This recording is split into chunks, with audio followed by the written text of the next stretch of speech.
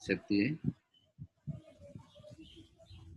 So this slide, where no safety, I have to admit two of you here.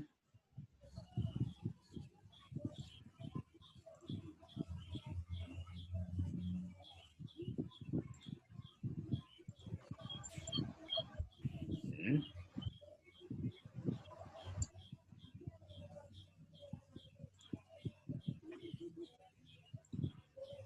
So where no safety head officer is employed, the employer shall inform the chairman or secretary to convene a meeting and investigate such incident.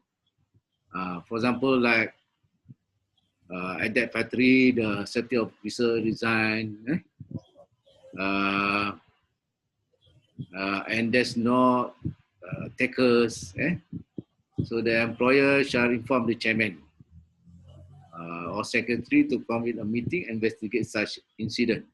So there is no safety officer over there, over at that factory.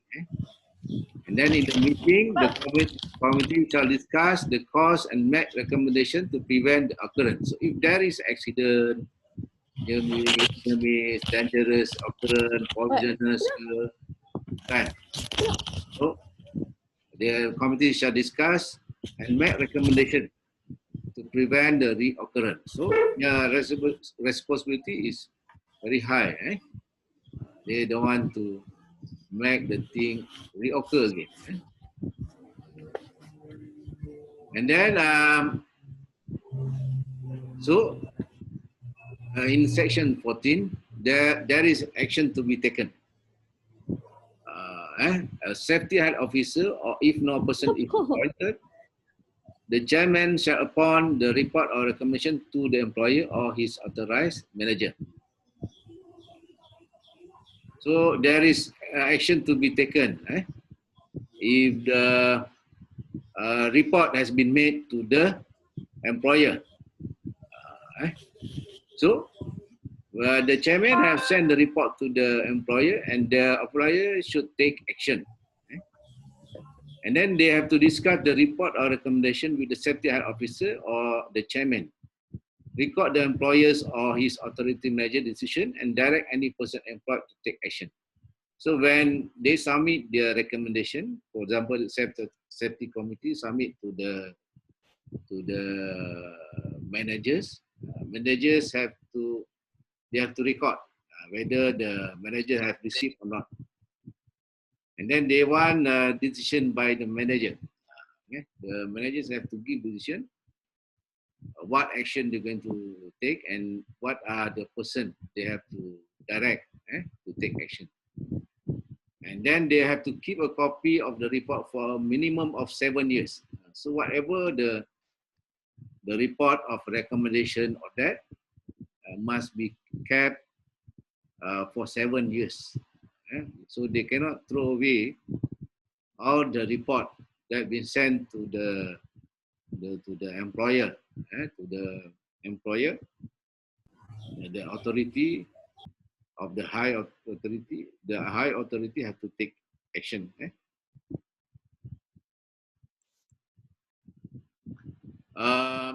Matters to be considered by committee in section 15. The committee shall take into consideration when performing its function any other report under regulation 14 which may submitted by a safety and health officer. So if there is safety officer working there and safety officer have submitted a report to them, they have to consider to investigate, to take action. And then safety audit submitted by safety head auditors. For example, the company called auditors, for example, internal auditors or external auditors. The auditors make a report recommendation, and the committee shall take action or investigate of the auditors when the report. The report and factual information provided. So they have to, the company have to come out with report and factual information. Reports from other government agency. So for example, DOSH have come over there. Then they make investigation and make a notice ke ada notice or that. They have to read the report. They have the punya function also have to read the report. And also if there is a complaint under section 16, they have to investigate if there is any complaint. Any complaint regarding maintain a system of communication. They have to provide a maintain system of communication. I mean reporting complaint kan. Complaint tu, for example, employee want to complain the place of work not safe. There is a process or system. For example, they have to put a box. They come out in online report. And then when receive a complaint, they have to take immediate measures to eliminate or minimize the risk. When there is a complaint from the worker or anyone, they have to take immediate measures to eliminate or minimize the risk. So the employer cannot solve, refer to the committee. If the employer cannot solve, they have to refer to the committee. Some of, for example, health safety director complain to the employer, and then employer cannot solve, they have to refer to the health safety committee. The committee will investigate the matter and make recommendation to the employer and follow para B again.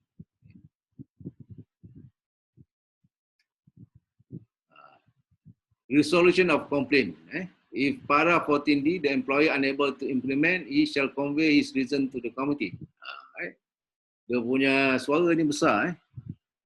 Dalam sini, dalam section 17, if the employer unable to implement, for example, the committee have suggest to the employer to change the system of safety over there, and the employer unable to implement, they have to come out the reason. For example, they don't have any budget, they don't have any expertise. They have to give a reason to the committee. If the committee does not agree with para 1, the committee will request the DG Director General to undertake. Besar dia punya kuasa ni. If the committee does not agree with para 1, the committee will request the Director General to undertake. Maksudnya, dia tak setuju reason yang dibagi oleh employer tu, yang dia tak boleh buat, tak ada budget. Committee does not agree with para, the committee will request the DG Director General of the DOSH, Ketua Pengarah DOSH, untuk tengok, undertake. The committee shall submit the following to the Director General in duplicate. Dia kena submit every month. Pada Ketua Pengarah DG ni, DOSH, dia inspection or investigation report, recommendation of the committee to the employer, ada document pertaining to the complaint. So all these things must be submitted to the DG. This means that this health subcommittee have a directly link to the enforcer. Enforcer ni penguat kuasa lah. Ketua Pengarah DOSH. Ketua Pengarah DOSH, dia ibarat mata-mata DOSH lah. Mata Ketua Pengarah DOSH. Sebab dia boleh directly link to the company sebenarnya tak suka. Tiba-tiba report kepada DOSH. Kalau boleh tak nak besar-besarkan. Tapi kalau benda ni dia tak boleh buat, tak setuju untuk melakukan health safety management at workplace, dia boleh report kepada Ketua Pengarah. And under section 18, assistant of committee, the safety and health committee shall assist an employer any manner of safety and health activity. So they have to assist employer any manner of health safety activity. For example, dia ada medical surveillance, dia ada education program, they have to assist the employer. So they work together.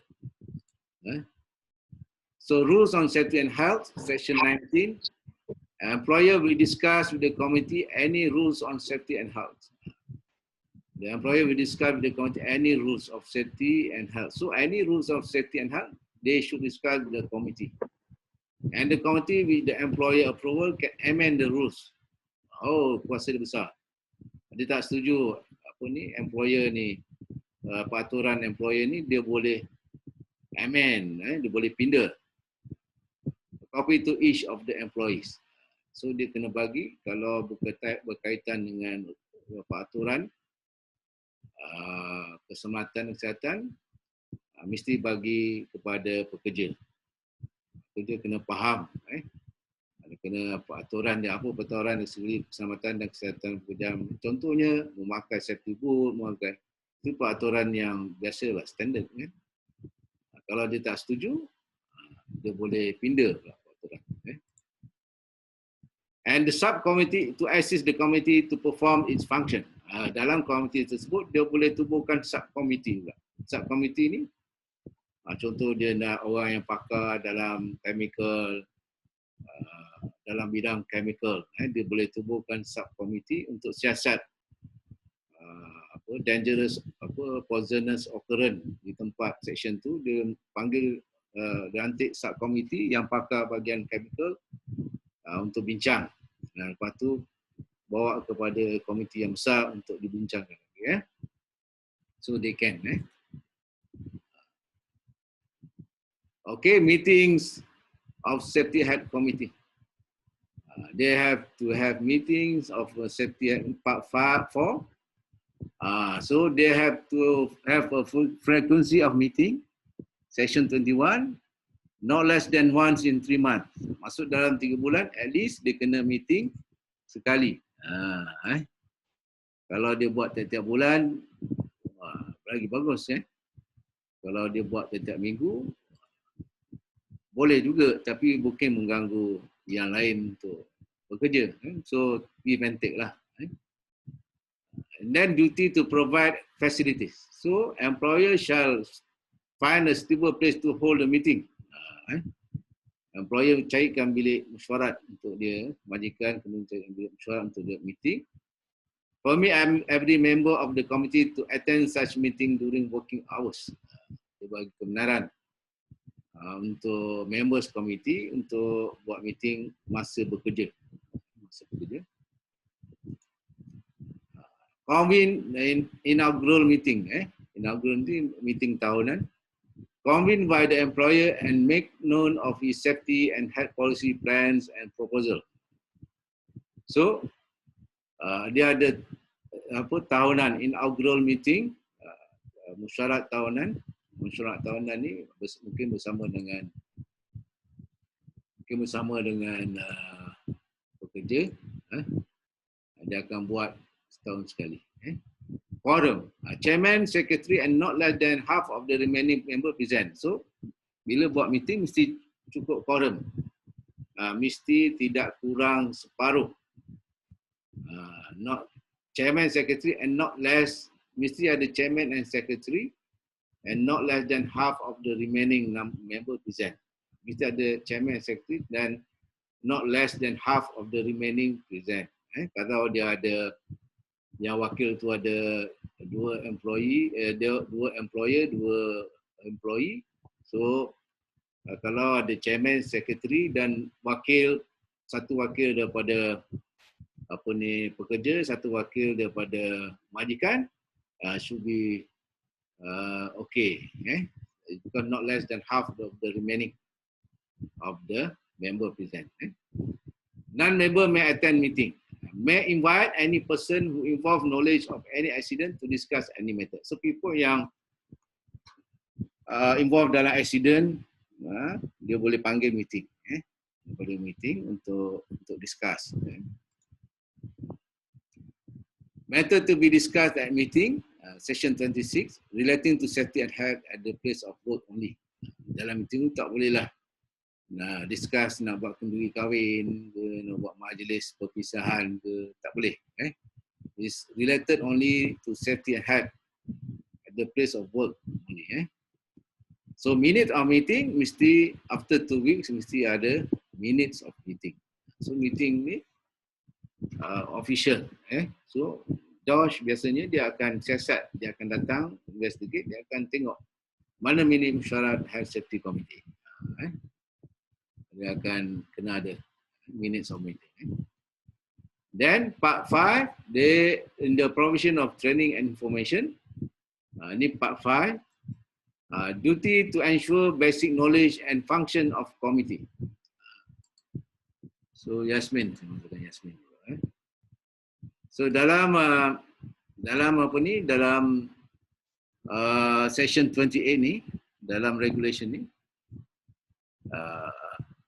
employer to ensure all the members of the committee have a basic knowledge of the function of the committee under the act. So dia kena bagi, kalau siapa yang masuk komiti keselamatan kesihatan ni, dia kena hantar pergi training, dia kena tahu apa dia punya, dia kena ada knowledge tentang fungsi, kena ajar dia lah. Duty to provide educate training. Employer to provide the entire committee under member with adequate training. They have to send the committee members training dekat NIOSH, National Institute of Safety and Health dan sebagainya.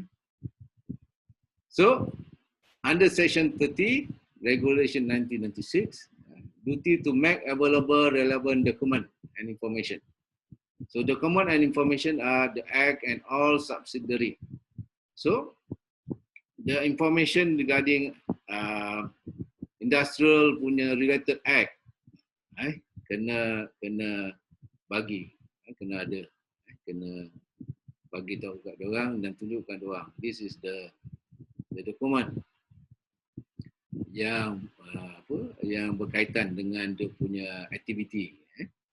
Industry codes of practice and guideline to eliminate the risk, guideline, industry code of practice, information about safety plans and their implementation, technical information, dia punya technical information about the hazard, especially chemical safety data sheet. So chemical ni banyak hazard, dia kena ada tahu information about the hazards. Operation procedure system of work, apa procedure system of work and any other information. So the document must be available, made known to the Health and Safety Committee. So, but information cannot be supplied in section 31 as also been stipulated. Employer shall not make available the following information. Any information of national security.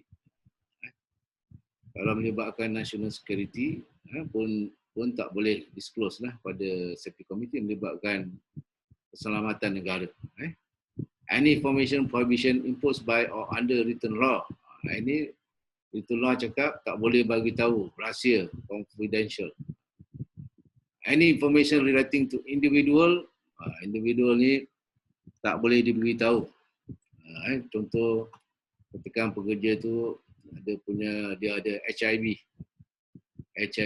punya medical kan, so it cannot be disclosed to the Health Safety Committee. Any information that can affect the employer's undertaking and any other information defending under legal proceeding. So benda-benda yang terlibat dalam mahkamah, dokumen yang terlibat dalam mahkamah pun tak boleh bagi tahu.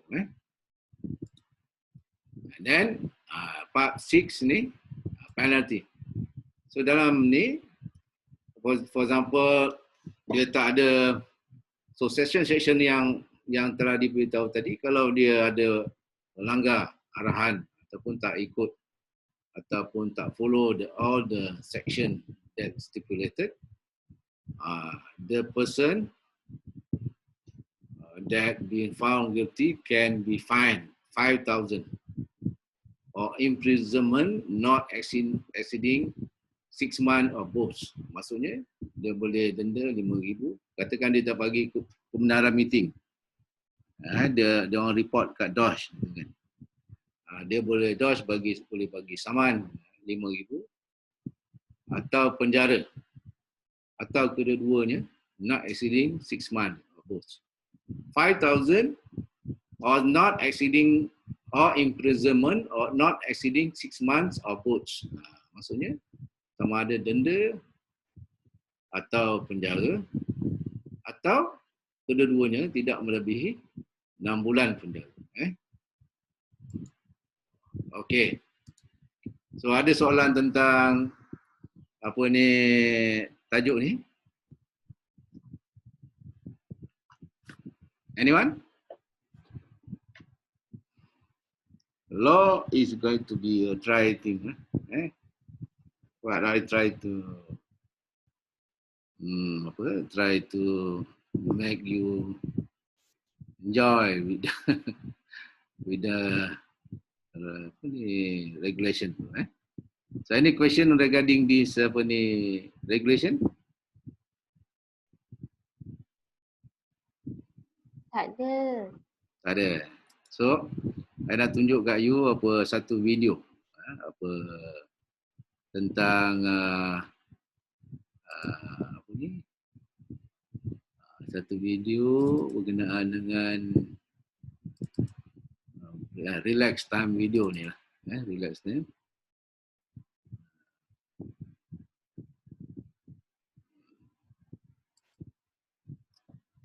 Satu video untuk berkaitan dengan keselamatan.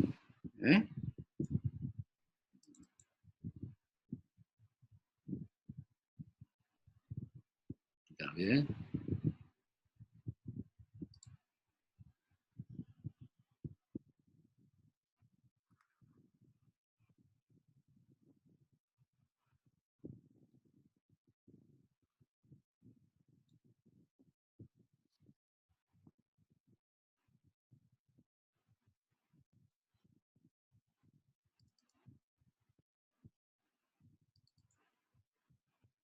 Okey, nampak tak you?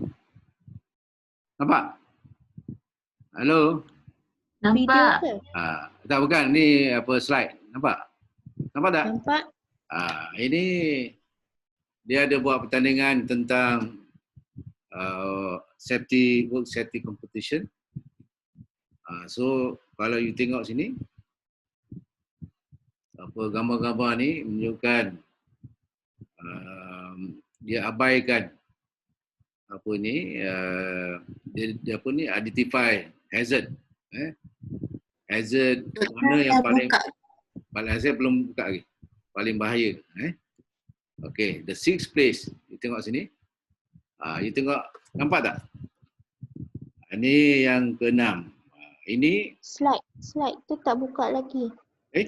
Saya dah buka dah. Nampak tak? Tak, nampak senarai je. Oh, tak nampak. Okey, sekejap Okey. Nampak tak you? Nampak. Nampak Okey. Ini competition dari segi identify hazard. Kat sini dia dapat tempat ke-6. Maksudnya apa ni? Maksud ni adalah apa ni, dari segi safety ni dia apa ni salah kan? Dari segi safety you tengok sini.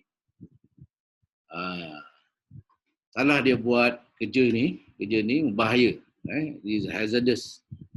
You tengok sini, pertama apa forklift tu kan? Forklift yang atas tu bawa barang. Kemudian ada orang pula duduk diri kat sini. Kemudian ada satu lagi forklift tolong angkat. So this is very dangerous situation. Dia nak cepat, benda ni dia nak cepat apa. So it's very dangerous because it can apa, this thing can terbalik kan, menyebabkan apa, kecederaan, kerosakan, fatality orang yang berdiri kat sini. So this is the sixth place, tempat ke-6 yang paling bahaya. Ini tempat ke-5. Tengok sini. Apa hazard ni kat sini? Nanti boleh terbalik tangga tu. See? Ni salah Dia guna apa ni, traktor ni untuk letak tangga kat sini. So salah lah guna ni. Bila benang keadaan macam ni, kalau katakan traktor tu bergerak dan ni melibatkan wiring kan, so the person can electrocuted, jatuh. This is high risk punya action, very hazardous. Bila dia punya kesukuan ni, akibat dia boleh paralyze, patah pinggang, mati dan sebagainya. Tempat keempat, tengok bawa barang lebih muatan. Lebih muatan, dia bawa apa ni? Bawa apa Irai? Oh, Ini bom ni kalau jatuh meletup macam mana? Dia bawa kuantiti yang berat, melebihi muatan. Third place, ni apa ni? Apa hazardous kat sini? Anyone?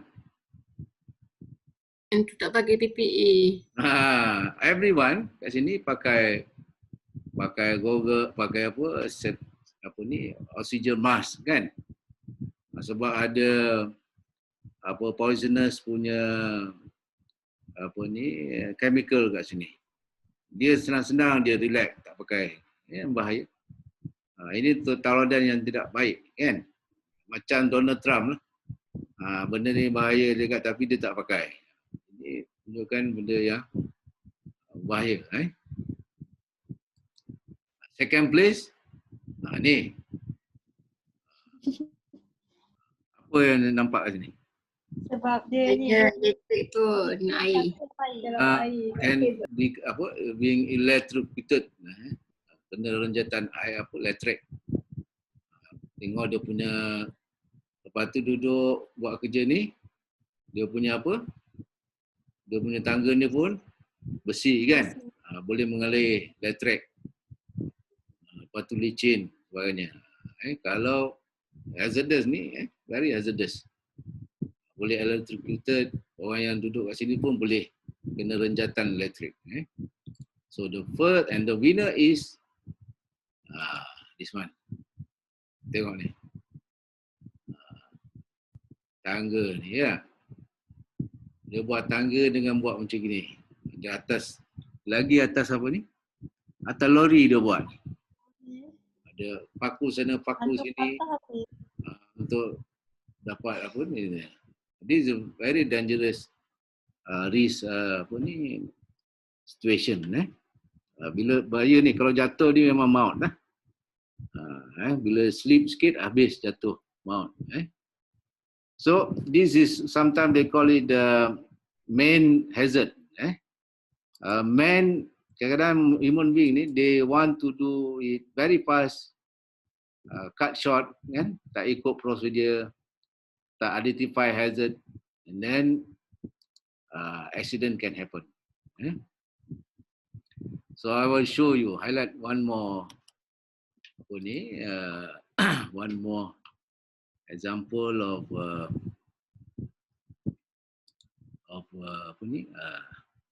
untuk dua dululah. Toilet hazard ni.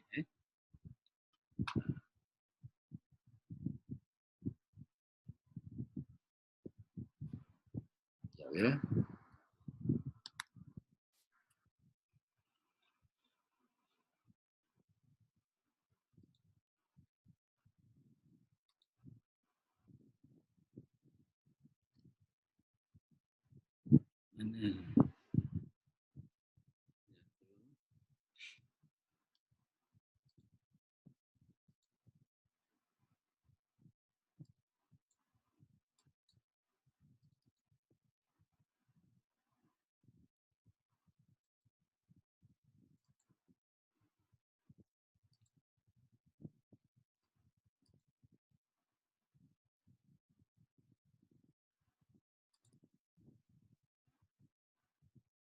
Okay, this is regarding safety, hazard apa ni, at toilet seat.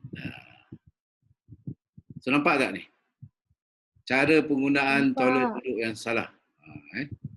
So toilet seat also, it can become hazardous kalau kita salah penggunaannya. So this is bahasa Indon ni lah, kecelakaan di toilet, accident di toilet. So many person when they are in necessity of using public toilets, they climb on the toilet, trying to avoid the contact with contaminated parts. But this practice put that person in an insecure situation.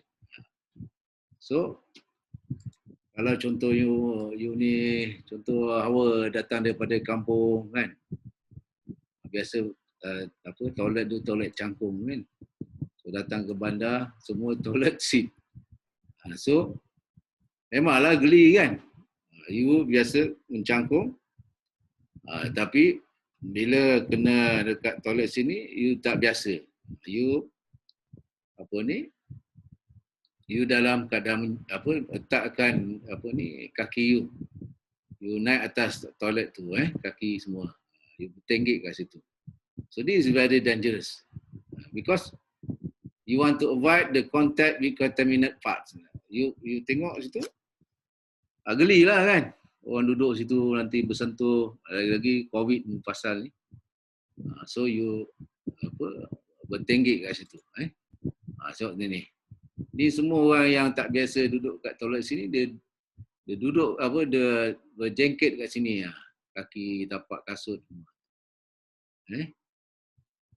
So this is accident can happen while you at wheelchair seat ketika duduk ni. They have been warning,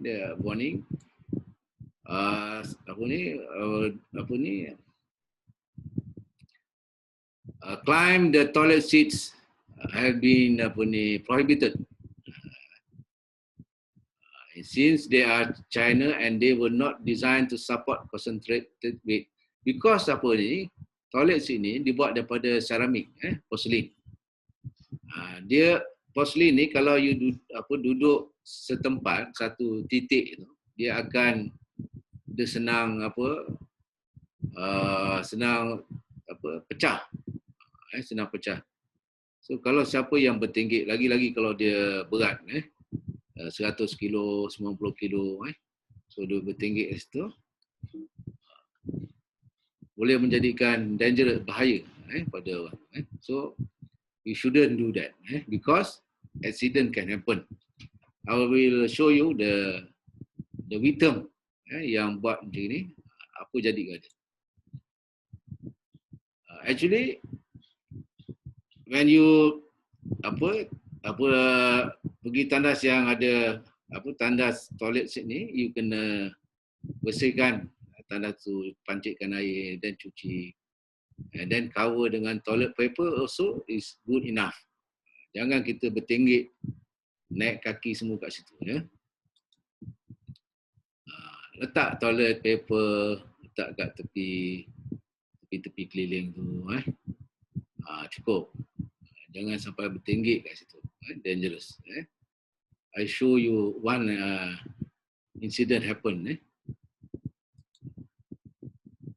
Ini next photos of an accident occurred in last week where the toilet broke with one girl who was sitting with her feet on that toilet. This real thing happened, accident.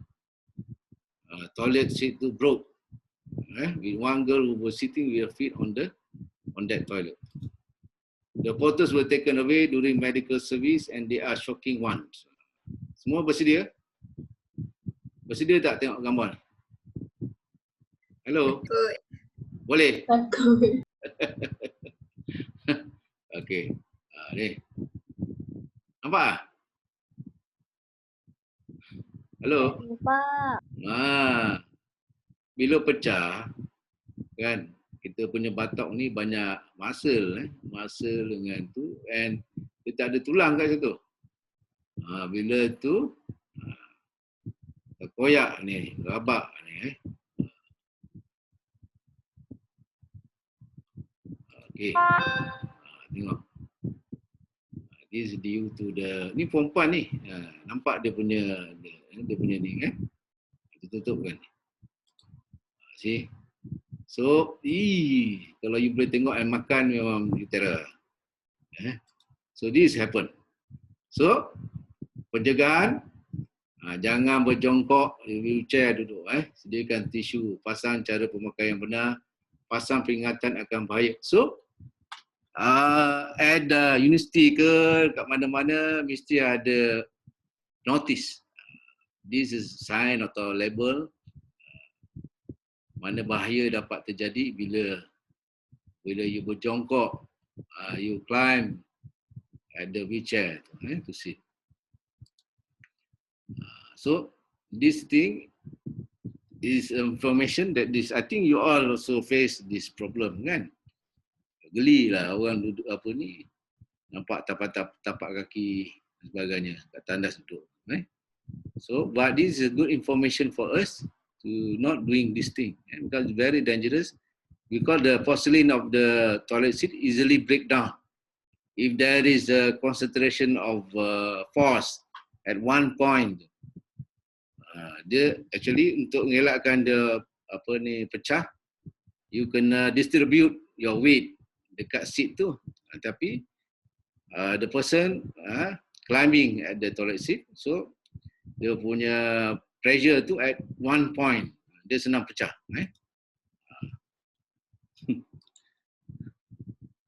So this is a relaxed thing lah.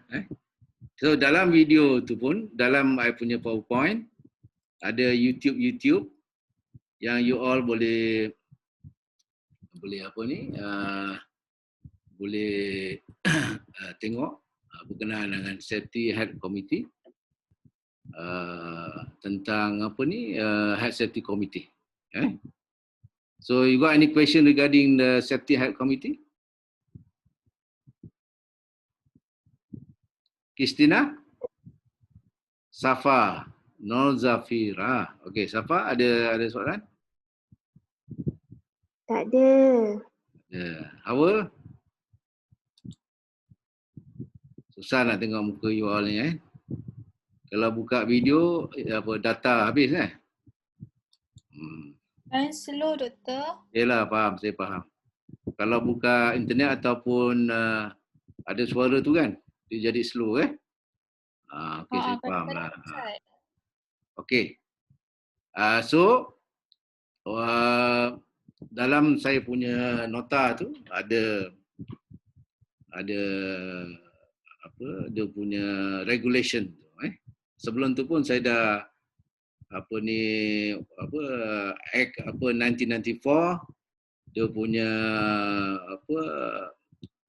punya teks tu, dia punya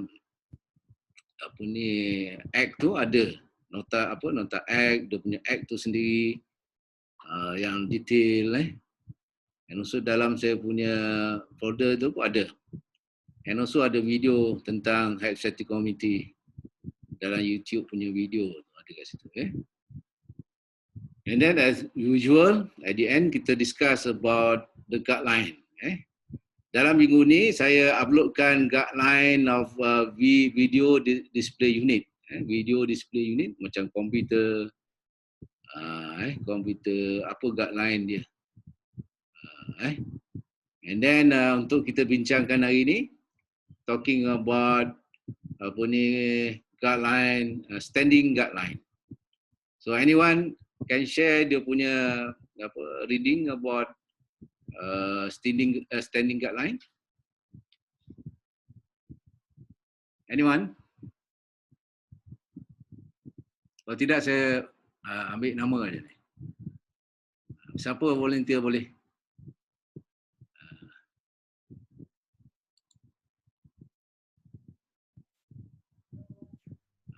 Fatin? Mana Fatin? Buka video sikit Fatin. Tengok muka Fatin.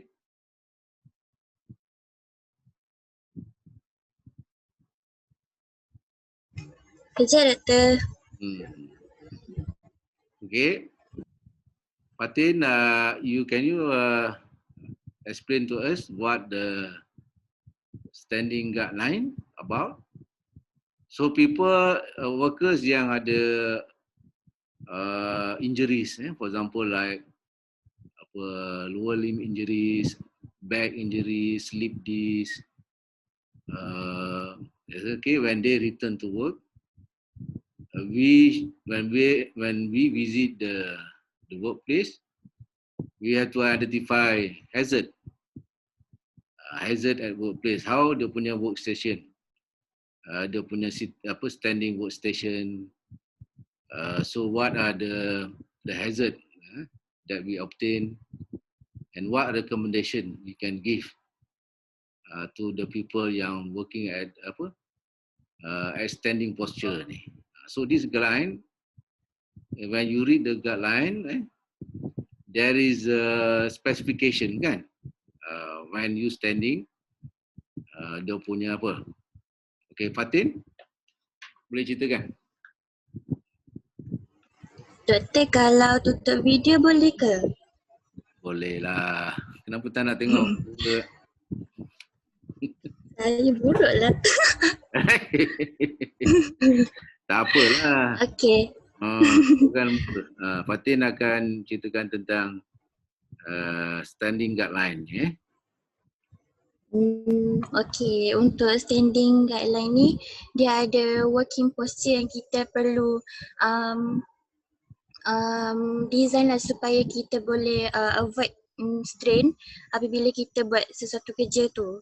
Yes, good. Okay, so untuk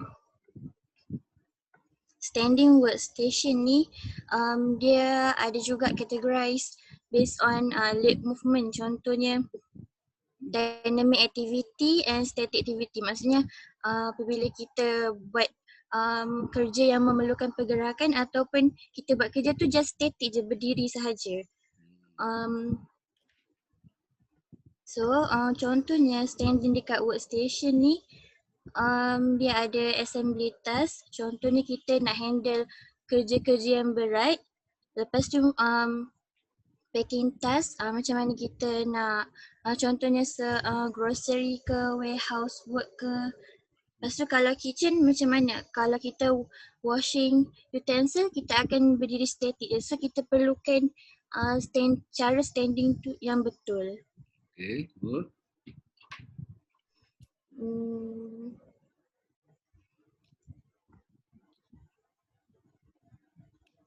Lepas tu dia ada importance of proper standing workstation.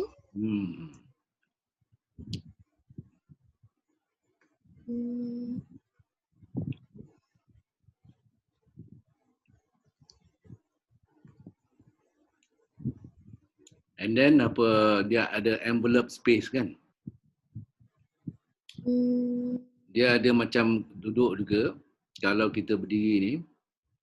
So kalau kita nak susun, kalau kita dalam kerja berdiri ni, kita nak susun jarak antara jangkauan kita ni, kan? Dia ada envelope space. Maksudnya jarak jauh dia berapa. Depend on the task juga kan?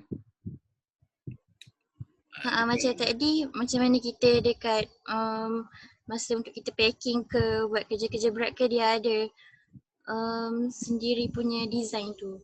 Okay.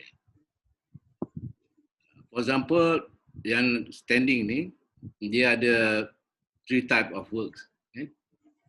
Light work, moderate, then another type of work yang heavy duty. Yang menyebabkan tukul besi, mengetuk dan sebagainya. So dia punya ketinggian tu based on the work task. Ketinggian meja lah.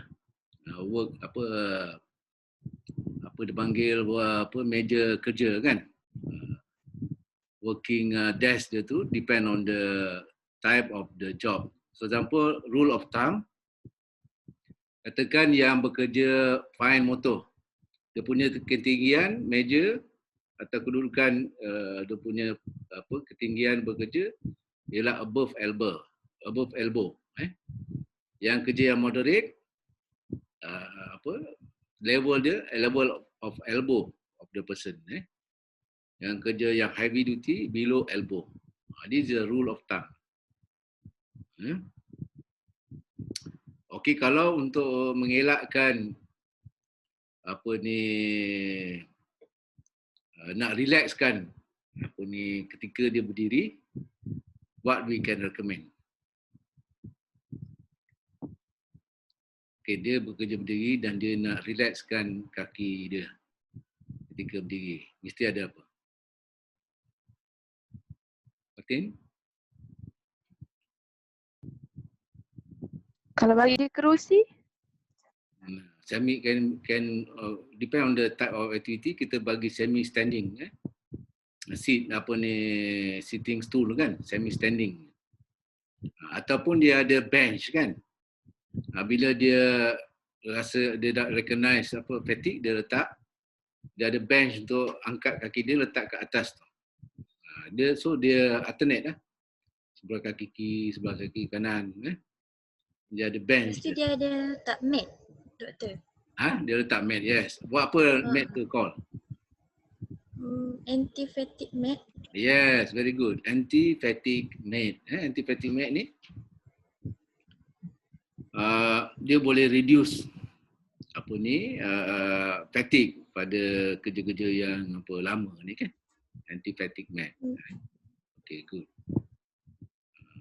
Lagi? Macam mana fatigue mat tu dia boleh reducekan fatigue tu? Itulah ada.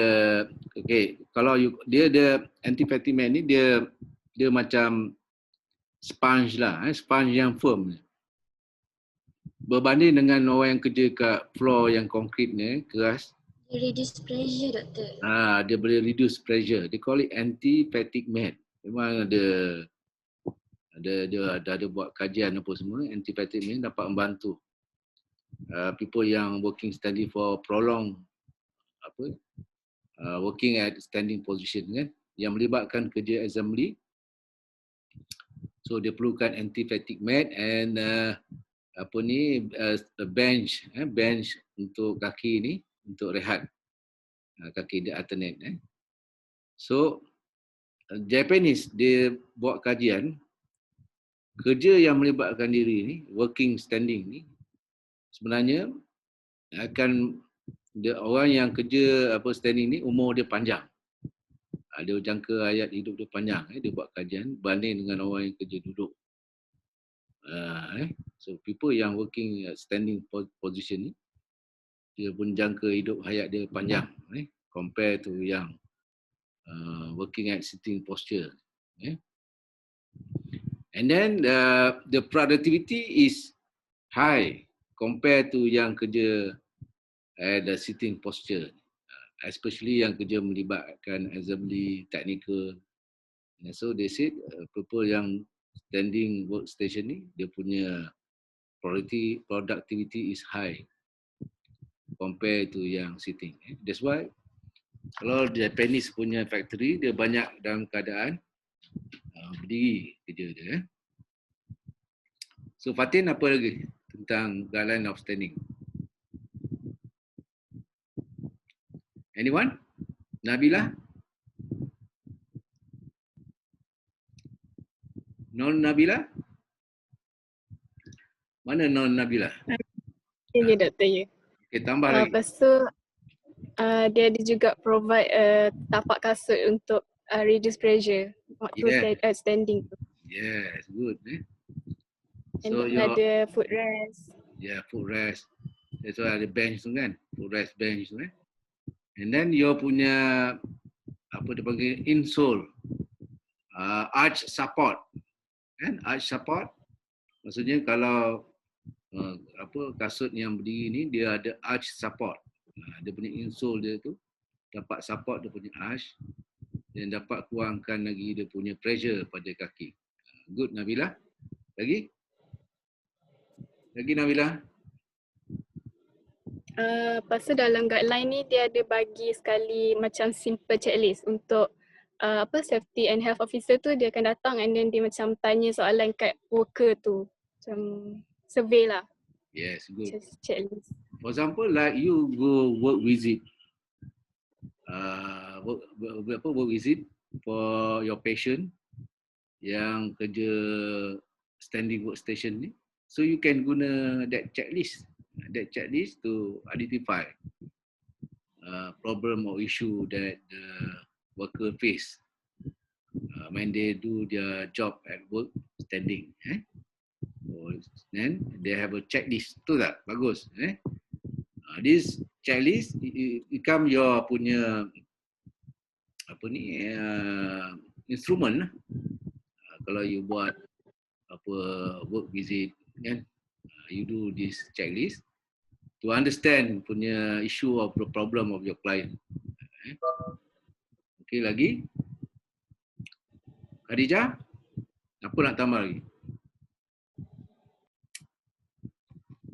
Dalam guideline ni juga dia introduce frequent short break lah untuk pekerja-pekerja yang bekerja sambil diri ni, untuk ada break semasa dia orang diri supaya dia orang boleh reduce the fatigue. Yes, dia ada frequent break, ada timing dia kan, ada limit lah. And also stretching and exercise kan. As an OT, when you got patient yang kerja at workstation and they have injury or they have the back pain ke sprain, you kena ajar dia macam mana nak buat stretching exercise. After 30 minutes or after 40 minutes, if they feel there is a fatigue kan, so they have to do a stretching. Dalam nanti OCT 497, or you can look at the macam mana nak stretch you punya quadricep, you punya calf muscle. You kena train patient tu dalam keadaan duduk, keadaan berdiri. You kena educate, you kena train you punya patient about stretching exercise of the lower limb and also dia punya back. Kan? So you have to know lah how, you have a skill lah to educate them. Okay, good Khadijah. Lagi?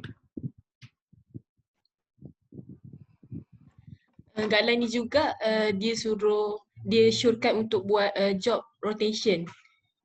Yes. Which is dia introduce variability of the job lah, kiranya macam kita tukar kita punya task job scope kita tu.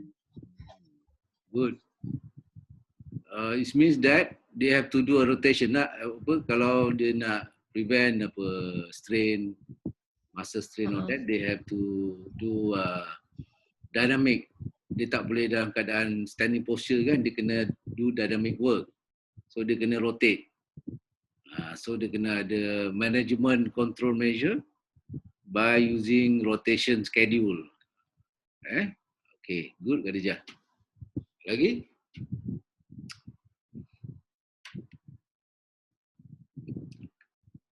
Atifah?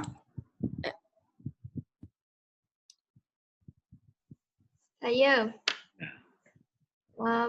dalam guideline ni juga mention pasal risk identification, ada 2 teknik.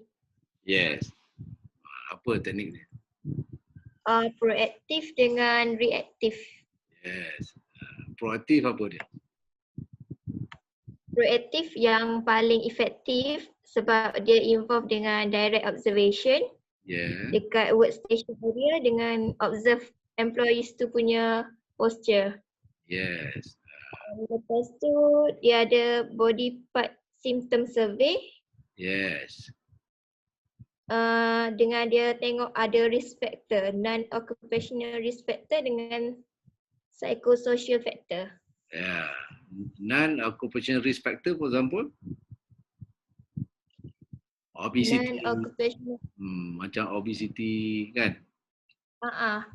Itu non-occupational risk factors tu.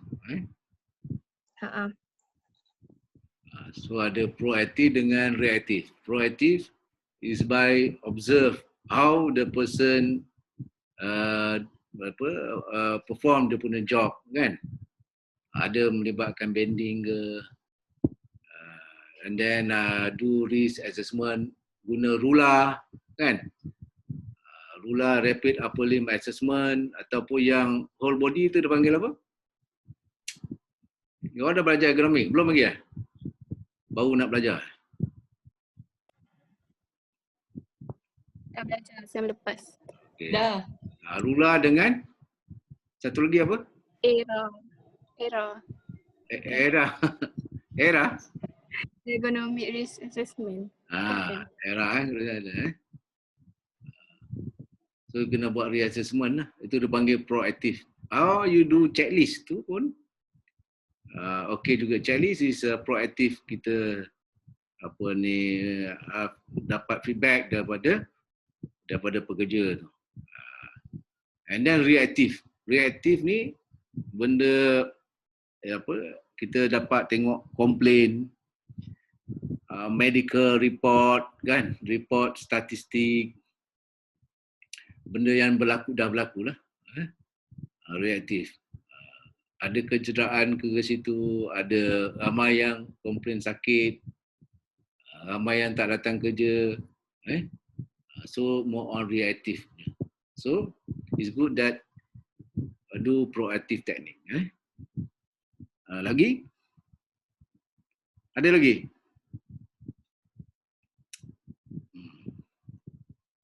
Kalau tak ada, semua dah okey semua. That's the way kita belajar, understand, because probably in future you're not going to work at hospital. You work at occupational health department dekat kilang. It's very interesting, very exciting, especially youngsters that you are. If we can work at industry, there's an opportunity there. And then you can further your punya career as a occupational safety officer ke, consultant ke, case manager ke. So this knowledge is very important.